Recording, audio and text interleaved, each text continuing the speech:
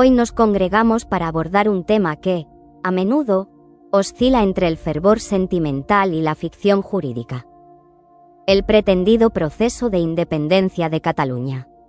Desde una perspectiva politológica, económica y constitucional rigurosa, la idea no solo cojea por la base, sino que colapsa bajo el peso de su propia contradicción interna.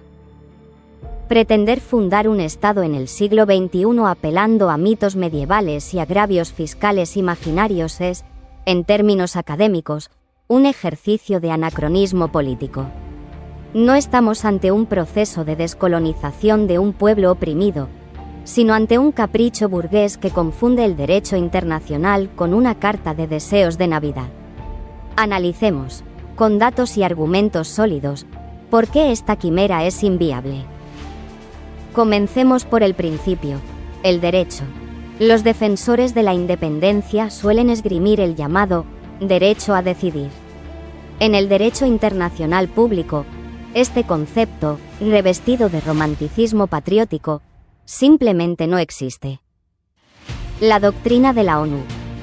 El principio de libre determinación de los pueblos, consagrado por las Naciones Unidas tras la Segunda Guerra Mundial, aplica de forma estricta a dos supuestos: colonias sometidas a dominación extranjera, poblaciones sometidas a una tiranía militar o discriminación sistemática que les niega toda representación.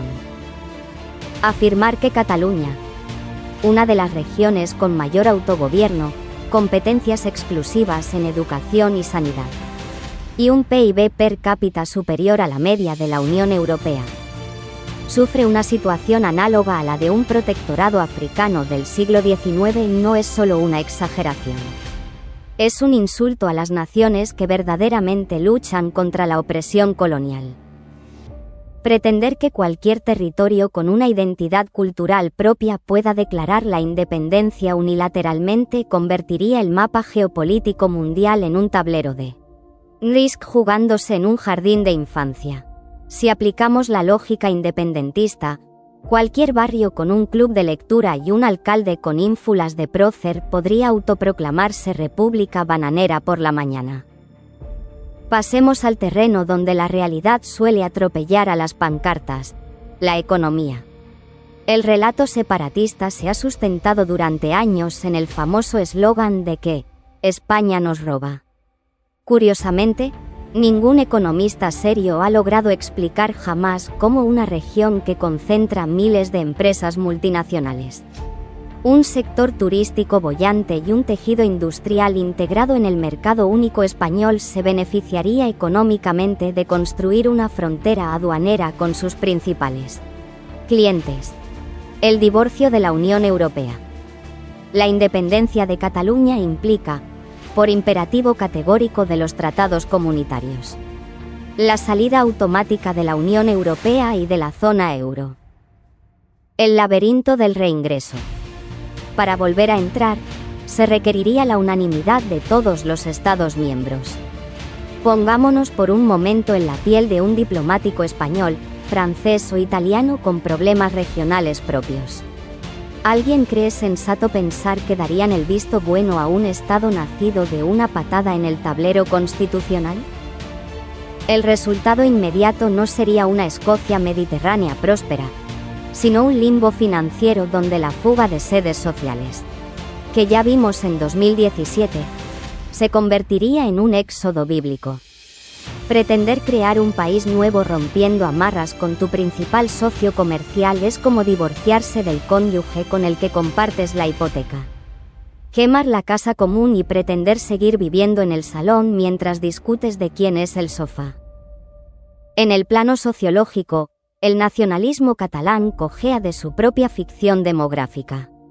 Se nos presenta a Cataluña como un bloque monolítico, unánime en su anhelo patriótico. La realidad en las urnas y en la calle es radicalmente distinta.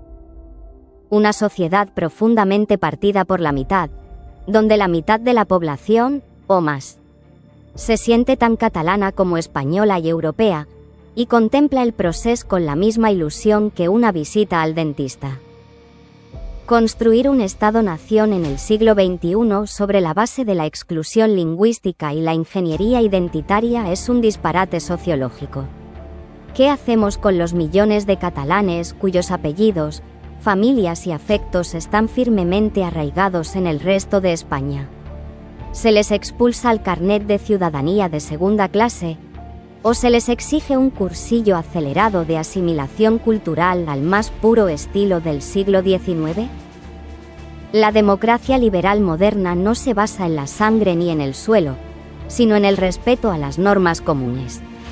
Pretender imponer una identidad oficial única a una sociedad mestiza, plural y globalizada es un ejercicio de ingeniería social tan inútil como intentar vaciar el Mediterráneo con un colador.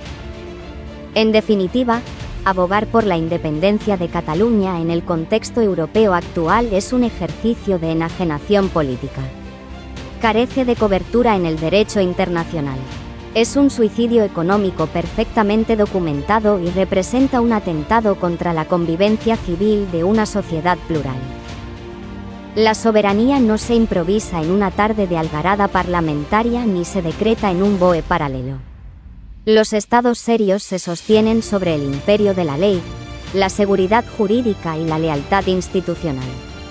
Lo demás es literatura de sobremesa y demagogia barata que solo sirve para que unos cuantos líderes políticos justifiquen sus sueldos mientras la realidad económica y social se desmorona a su alrededor.